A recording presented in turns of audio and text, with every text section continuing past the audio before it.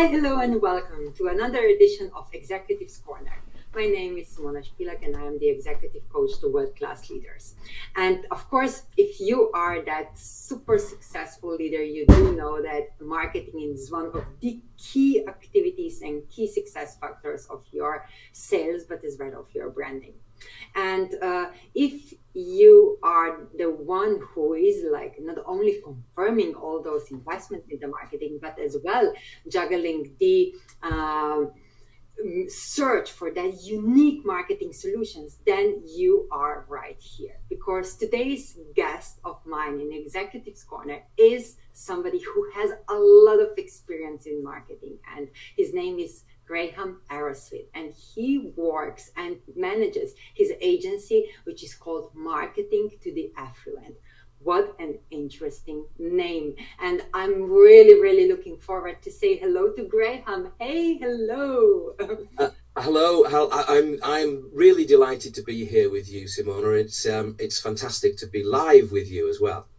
Yeah, sure. Thanks a lot for being my guest. I know that we will go through those great topics and interesting topics of how to devise, create, and also deliver unique marketing solutions, especially in the world we are living in now. And I know that you will support all of that with your 6 years of experience being a podcaster of a hugely successful podcast show called The Next 100 Days, and we will cover all of that. So that's a treat for everybody then.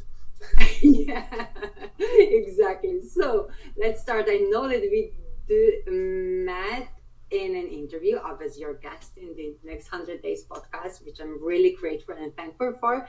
And I know that you have an interesting background. So why don't you just share a little bit how you started your professional career and how you got in love with marketing?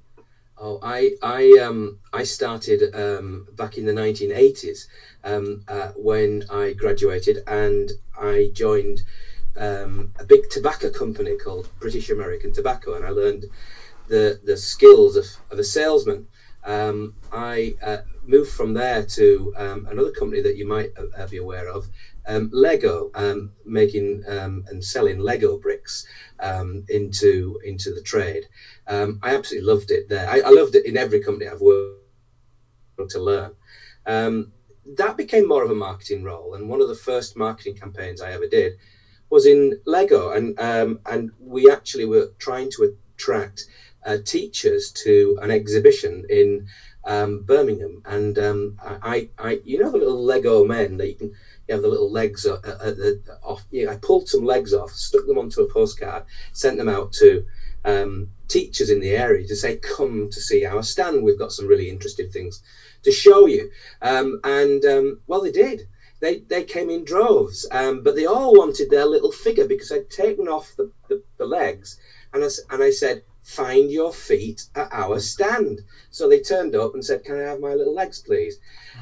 Which is a bit tight, but nonetheless, they are teachers. But it was a lovely way of getting people involved. I think we had about a 30-odd% conversion rate. They actually turned up at the stand.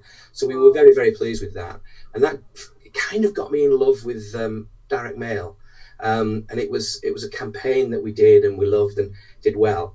And once I had my time with Lego, I went on to Royal Mail, obviously the post office. And I kind of, it was just the part of being in sales and marketing, the bit that I loved was direct mail. And one of the things that I did, I spent a lot of time researching and getting involved with direct mail and managing some very, very big accounts along the way in industry and then in finance. So I was exposed to some really much marketers because in those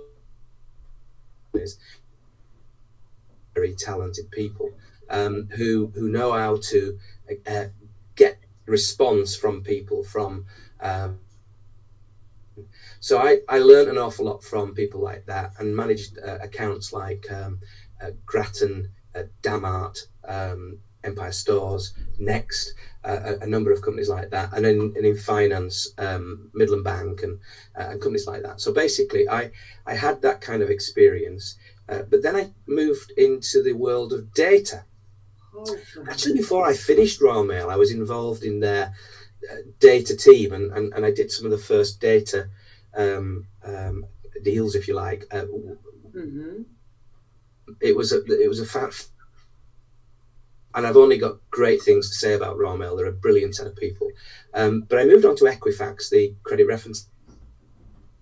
We developed a few new products.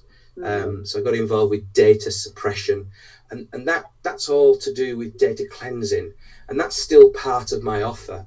And when you're marketing to the affluent in particular, one of the first things that you want to make sure is that top notch, so up to date. So maybe some people who are affluent have got to the age where, well, they've passed away. So it's a really important thing to do, to keep your data up to date.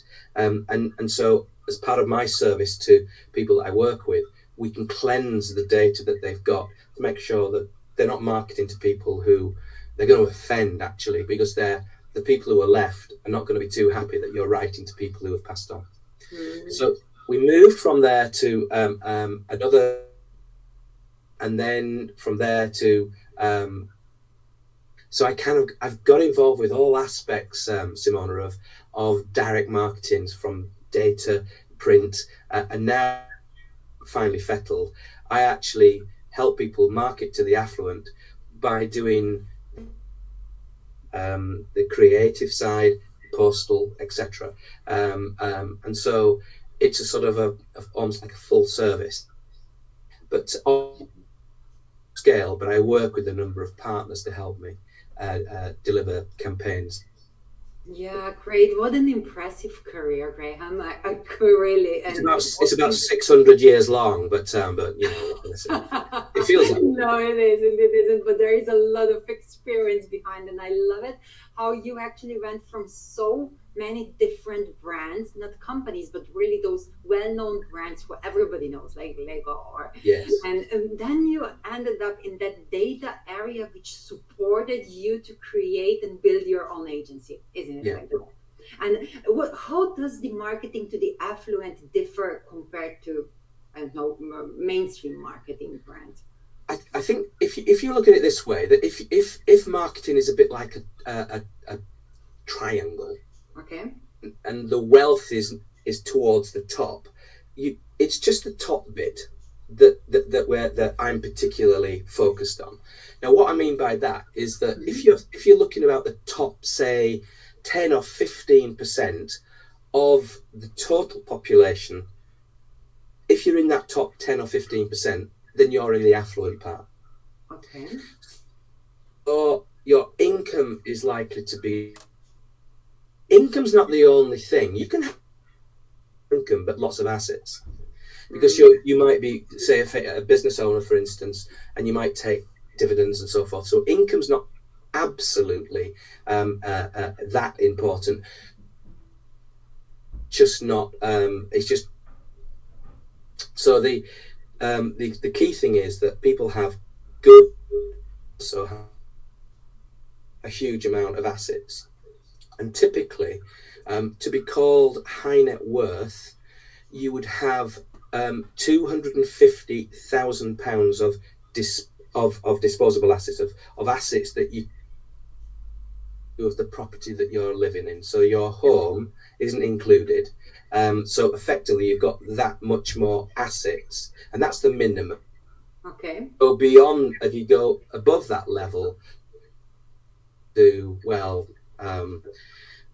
very, very affluence, where people have. So I mean, if you're in the sort of I don't know, Sir Richard Branson stakes, then you probably have billions, and you've got that range. There's always a range, and there's always an 80-20. 20%. It's a bit less than that, actually, but if you want to call it the top 20%, that's where the affluent, not only in Slovenia maybe, but also in Germany and in the United States, Japan, etc. They've all got very similar wealth distributions, and very, very wealthy people living there. Yeah, but there's an awful lot of people who are not wealthy. So I guess the difference starts with who you're actually marketing to. And so if you think about the kinds of people that you would want to invest in, a bond that you're offering as an investment company, or whatever the investment is, you might start at a level that says, I only want people to spend, and it could be 25,000, 50,000. The minimum might be 100,000. And so there's very, very few people who potentially could be. The only way to market for those types of business, people who might have the capability to accept that offer, if you like, to get into that investment. Yeah, thanks a lot. I apologize to everybody who is listening, because sometimes we lose you a little bit, and then but I'm able to catch all the words. So great. Okay. And you are not as fast speaking as I am, so it's perfect. So, Graham, actually, how do you support your marketing, those extraordinary marketing solutions with data? Is it only about segmenting the potential customers you are talking to, about their wealth or about the asset which they own, or is there some other use of data in great marketing solutions? That's because actually is to actually you are segmenting the people for who your offer to spend £200,000 or £300,000 is not an offer for everybody. It's a segmentation that needs to go on. Spend a lot of time trying to do that with the data resources that we've got. Okay. But the next thing to bear in mind is what channel of or what channel would you want your message to go through to those individuals? We deal with 3 channels. One, direct mail, which is a postal address. So I write to you at your home. Yeah. The other one is a telephone number. So we have the telephone numbers for many birth, not all by any means, but there is an people. And it's quite interesting that slightly older people, if you're over 50, yeah, and you to have a conversation on the telephone on the past about the same time as you were on, Simona. Very, very talented person, but just was the telephone. No, don't ring me. There is a sort of a difference between those people who are slightly older and more used to a landline telephone, and those people who've perhaps been brought up on mobiles, and they just don't like the mobile ringing. They'll text you, but they don't want to call you. So there is a difference there. So telephones, mail, and then finally emails. There are emails available. But you have to be very, very aware of the risks of using some of those channels. Yeah. It's not only the risk, but as well the GDPR and personal data protection and privacy policy. You're absolutely right. All of the data is fully permissioned, but the risk is really the investment. Because inevitably people get lots and lots of emails, and if they don't know you and they're not attracted to the offer immediately, wasting an awful lot of money. And so the issue is, what's the best way of trying to get that first achieved so that the affluent are aware that you exist and that you have an offer. And there are 2 stand out in the 3. Telephone is often very, very powerful, but I think most powerful is direct mail. So just as a first step, you might get their email and then have a perfectly amicable way of talking to people on the email. But the chances of getting that email initially from an email, the chance of getting a customer from an email blast, it can be quite difficult to do that. Yeah, especially in that particular niche segment, I would say. Very much so. People ask whether or not our data is permissioned for WhatsApp and SMS, and it isn't. So that's where your GDPR comes in. That it's just not permissioned for that, and so it can't be used for that. Yeah, it's so interesting, Graham, because in the era of digital transformation, you are saying that direct email and phone reach out still works in marketing. Yes. Yeah, very much. You've come across QR codes, haven't you? You know the QR codes that you can do. By actually printing a QR code on something as simple as a postcard, you've got the immediate opportunity of getting somebody from paper and straight onto the mobile to see something that's happening literally live on the mobile with them. So from that point of view, having a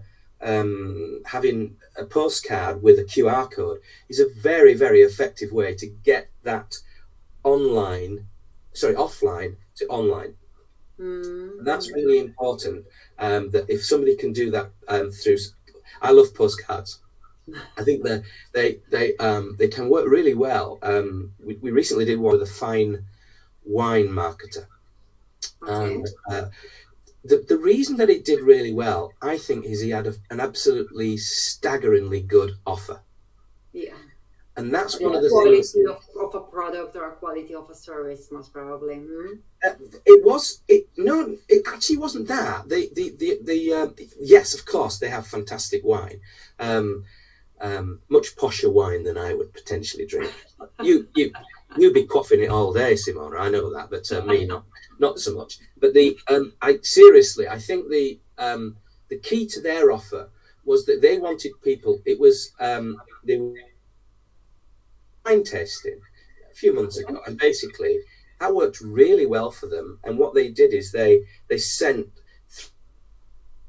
for the wine tasting, so it was more to the point. They checked everybody that said yes to make sure that they were the right. And there was a fantastic message to market match that the people that they got to say yes were absolutely the right kind of people for them as a broker. Really good set of results from that. So, but that was a straightforward postcard, and by putting on things like a QR code, you can get them to and capture their interest. Maybe show them a video. Take them a bit further down the marketing path. Absolutely. I know you are just confirming or sharing with us that it has to be tailor-made to the target group, to that ideal client or to that niche, which we would like to talk to. And I believe that there's a lot of corporate marketing people out there who are facing that challenge as well. And as you said, it doesn't necessarily has to be that ultra digital that really speaks to your target audience, isn't it so? I try to be when it comes to media, because one media shouldn't be better than another. It's just that it's quite difficult if you look. It has been with data and it has been with direct mail, and so naturally I think I err towards that, and I find that works for clients better. But but sometimes so does email, and sometimes and quite often so does a telephone campaign. So it's one of those things. It's knowing who your market is, so you've got the right segment, and then you've got the of getting to them, and that's often to do. And this is how we help clients: is we will design the postcard or the letter or the email. I would advise on the script for a telephone, but they would tend to do their own scripts because they'll know their products better. But then, but the key, there's 3 M's in marketing. You know this, don't you? Because there's an M for market. So this is who, and we talked about segmenting the M for media, and that's the Do you want direct mail? Do you want email? Do you want telephone? And then there's an M for message. So what message do you want to get across to that market through that media? Now, that's where your offer comes in. And I think that's one of the things that some people, particularly in the investment management arena, are really struggling with it, because they have to follow certain rules of promotion. To get a great offer, it's often limited by the market in which they're serving.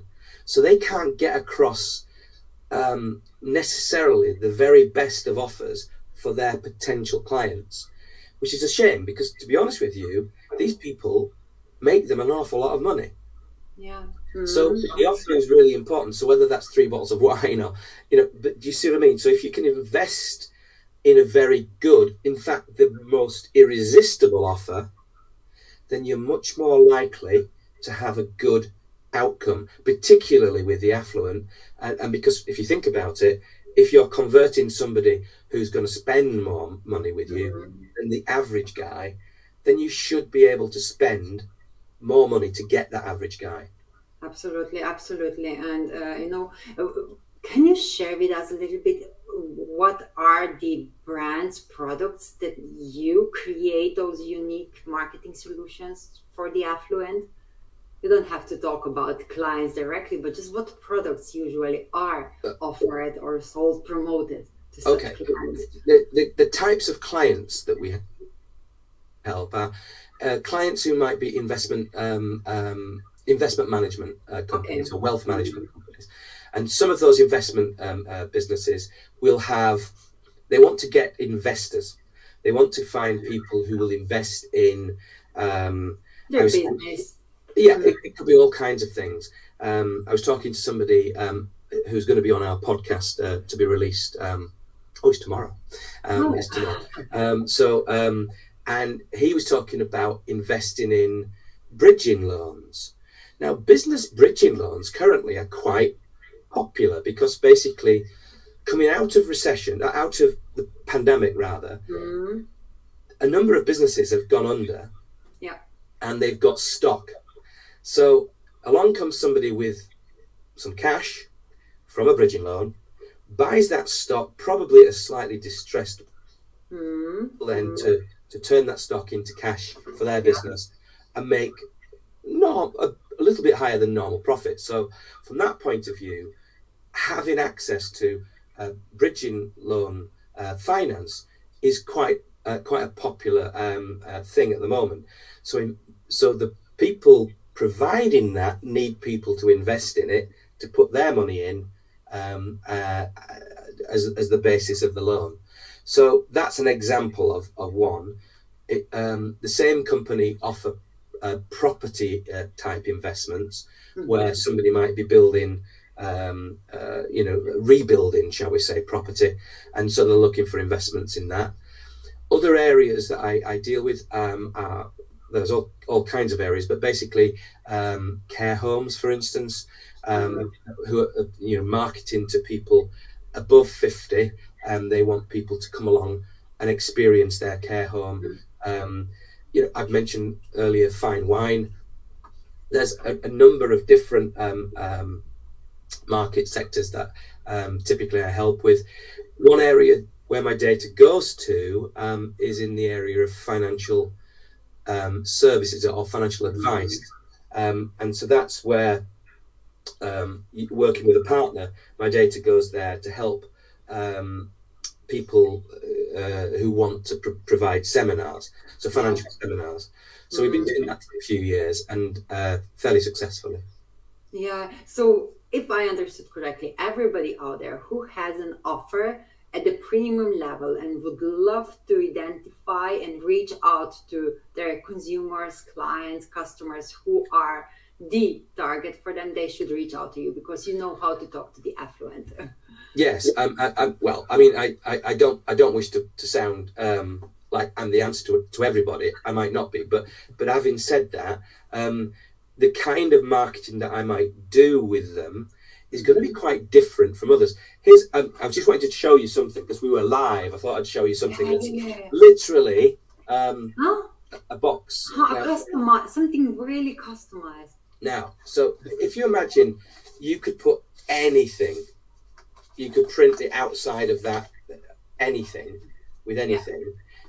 It's a box inside which you could actually offer, some, I don't know, am I getting in the right place there? You could actually offer all kinds of things like a report, maybe a bar of chocolate, or just something that's a little bit special, not over the top, but enough to get somebody saying that's different.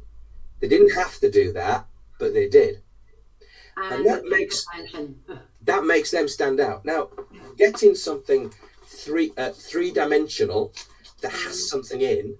I mean, who doesn't like receiving presents? Absolutely. And of course, you have that feeling, really being customized or even personalized. Yeah, and I mean, for another client, we did one that was almost like shoebox size, and that had lots of different things in it.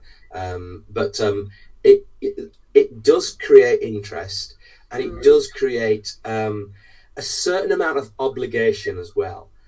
Because what you're doing is that you're actually matching, you're actually sending something almost like a gift, if you like, and therefore the recipient feels a little bit obligated to at least hear out your argument. That might be worth it. Now, to put you an idea, I mean, something like that might be, I don't know, £30. And when you're looking at a client that might be worth several thousands to, well, tens of thousands, it's a good, it potentially could be a very good part of a marketing campaign. That's what I would call that a shock and awe package. We're just catching the attention, and then as you have them, then you can spoil them. And I know that you are good with words, and you call yourself podcast veteran, because as you mentioned earlier, tomorrow is the next episode, and you actually have the weekly new episodes on the next 100 days podcast, and I know you love it, and you're doing it for over 6-7 years. Is it now 6 years? I think 6 years. We're coming up to releasing our 300th episode, one a week. You see, how does that connect with that marketing to the Affluent, and who are your guests to the podcast? Well, actually, it works quite well with some of the customers that I deal with, and a number of my clients have been on the podcast because they've always got a really good story to share. The guy tomorrow is in investment, and we've done almost like a series of people who are looking for investors, and it's look, I just love talking to people. I just do. I mean, when you were our episode 253. Now that sounds like, remember that. Wow. but it was almost a year ago that we released it, and so we've only known each other for about a year. But since that time, you've been so kind. You have referred, I don't know, 2 or 3 other people to us.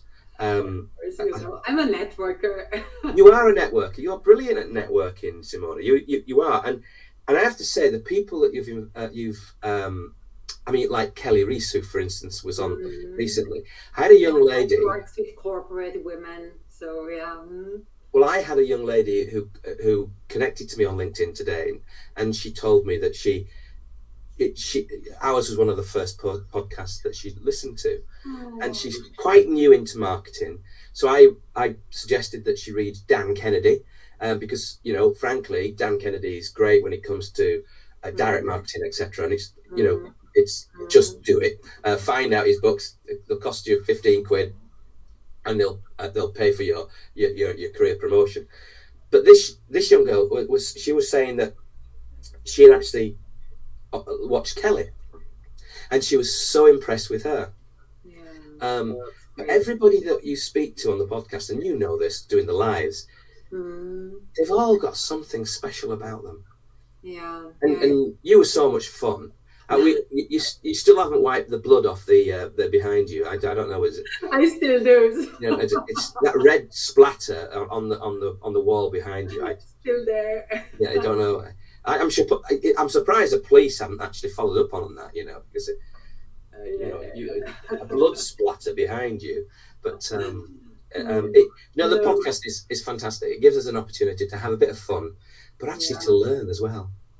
And you are actually doing the podcast together with a wonderful, wonderful guy, isn't it? So you're not alone there. Oh no! He's insufferable. He's insufferable. Is Kevin Appleby?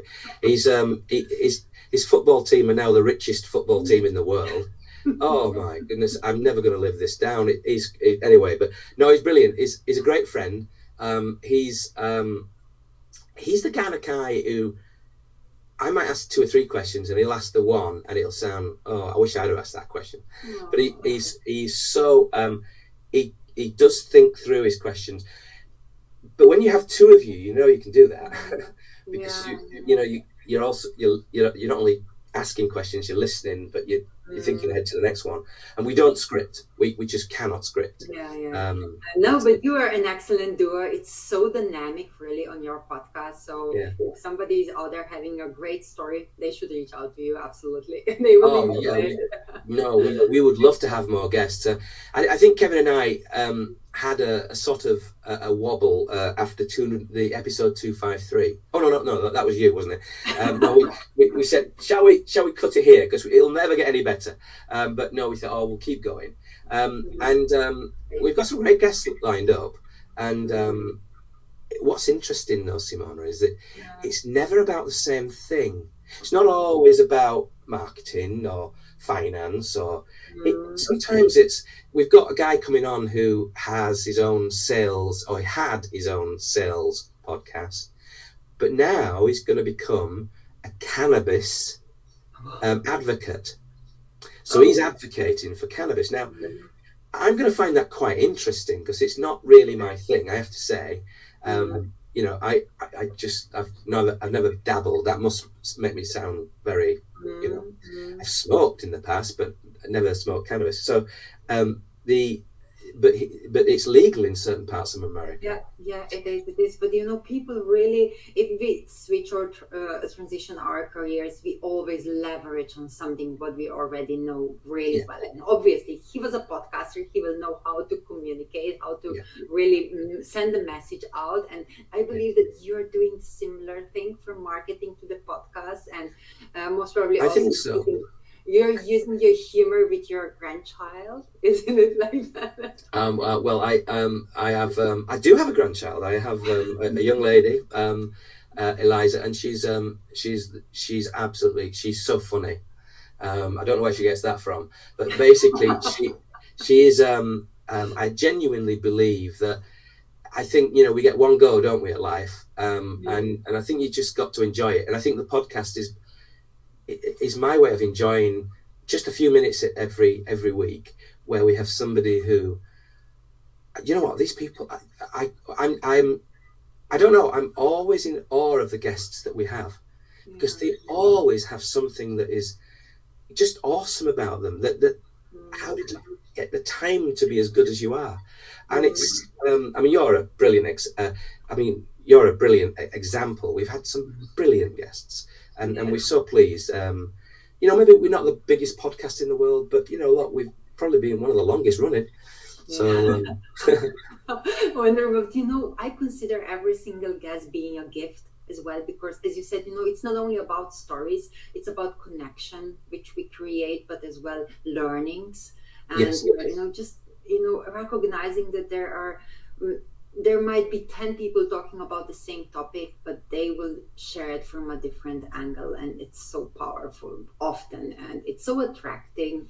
And I believe that's something what also drives the audience to listen to every single next episode of your podcast too. Well, I don't know about that. It would be very, very nice if people did listen to the next 100 days, or actually said to themselves, I've got a story. I bet they'd love...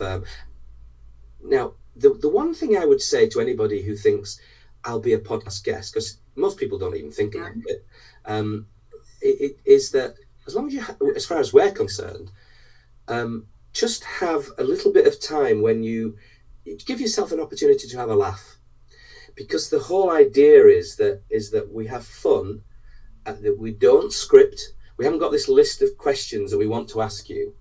We get going, and then the questions come to us. So we're interested in you. And that's quite different. And we've been told by one or two guests that that's quite a different approach to many others. Because effectively, if we're listening to you and then asking you questions about what we've heard, then I think that's quite respectful. If on the other hand, I ask you one question and you answer it, and then I cut you off, I'll ask you another question, I don't think that's quite as respectful. You might want to do it that way, but I just don't think it's as interesting. Yeah, absolutely. We never know where we're going to end up. I love it, as you said. But you know what? We also have a comment from Chevy, and she is just confirming that you are just sharing great information, and that she loves QR code idea for sending out business cards or flyers. So thanks a lot for sharing that, Graham. Obviously, there are people out there finding it. I'm just amazed. I thought it was just me and you talking, nobody else listening. No. We have comments there as well. Oh, that's really kind. I know, Graham, that you also have that step-by-step approach for companies who want to reach out to the affluent. And I shared that link in the post of this video, so everybody can download it and they're invited. And it's under the Finely Fettled. Finely Fettled, yes, that's right. Yeah, great. It's so difficult to say, Simona, because if you're on the telephone, they say finally settled. No, it's not that. Finally fettled. But anyway, anyway, so it will work. It should be downloaded, and just to have a snap check-in and see what's in it. Graham, so if there is one good advice you would share with our corporate audience about marketing, what would it be? If it's just one, then I would say follow the 3 M's of marketing. None is more important than the other. So know who your market is, which is what you were saying about segmentation. And the best way of doing that when you're working with somebody like me is, if you want more people who look a bit like the ones that you've got. You've heard of Facebook lookalikes, but where do you think they got that from? They got it from direct marketers. So if you have a set of people who are already in your market, get them profiled. Because what we can do is we can find people who are very similar. And they say birds of a feather flock together. So you'll find that they're very similar. So for instance, it might be that your market tends to be male, over 50, but not over 60. Mm-hmm. But until you actually do the profile, and it might be your best customers are that, but you might not necessarily know that until you do a profile. So that's very important. So that's the first thing. Market, and then the media. Be very careful about. I'm a direct response marketer. You wouldn't ever come to me to get rosettes and haven't we done well, and one of these awareness campaigns. It's not me. We don't do awareness. We try to do sales. We try to do next actions, and it is sometimes very difficult, but sometimes it works really well. And then finally, you've got the message, and that's where we work together to get the best offer that you can give. It's the offer that makes you think, oh, I'm giving a lot away here, aren't I? And if you're at that point and no further, don't ask me for anything else. That's your best offer. So that, I think, is the way to get all those 3 right. Then you've got a very good chance of winning new clients, especially those in the affluent market. Affluent market, great, wonderful. So really, Graham, thanks a lot for being such a wonderful guest, sharing all those great, not only advices, but as well, those are really practical advices from your own experience, from the agency which you lead, marketing to the affluent, from the podcast, from your being a dad and a granddad. And I would say that I hope for you that you enjoyed being on the other side. I know you're used to being a moderator and I asking know. questions. I know it's been. I've been very worried all day. I have to say. Oh, I, but you I, know, you're such a wonderful guest, and oh, I don't know about that, I'm but an easy one. I don't ask difficult questions as you did, as no, I was I your know. guest. No, well, no, but you did. You've got fierce in your sort of branding. I'm thinking, oh, she's going to tear me apart Yeah, here. yeah, But big fears, yes. so I just love you. I just think you're a brilliant person. I really, I'm so pleased that you're in my life, and I have to say, you are a natural networker, and I wish you all the success with Executives Corner. It's brilliant. Oh, Thank thanks you. a lot. Thanks a lot for being my guest, for taking time. And I believe I'll see you soon, 100%, because I Okay. love you and Kevin and your podcast and everything what you are doing. So keep going, keep really sending out the message to the affluent, and of course, creating those unique solutions, not only in the field of marketing, but as well in the field of podcasting. Thanks a lot for being here with me. Thank you, and you're very welcome. Thank you, thank you. So I'll see you soon. Bye.